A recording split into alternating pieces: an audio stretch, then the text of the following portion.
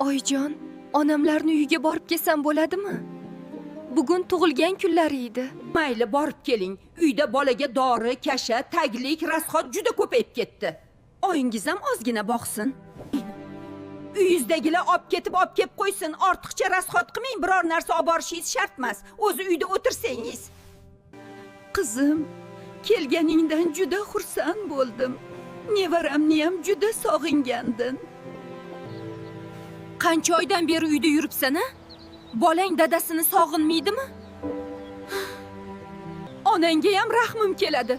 Bitta qizini tashvish qilib, ikkita qilib qaytarib olibdi-da. Assalomu alaykum oyijon, yaxshimisiz? O'g'lingizga telefon qilsam ko'tarmadilar. Biz uyga bormoqchi edik. Ha, yaxshimisiz? O'zi nevaramni mazasi yo'q deyotgandingiz-ku. Yaxshilab davolab tuzatib kelinglar. Ikkita ayol bitta bolaga qarolmagandan keyin davolatib keyin jo'natsin. Nima? O'g'limni ishdan qoldirib, doktordan doktorga yugurtirib yurmoqchimisiz?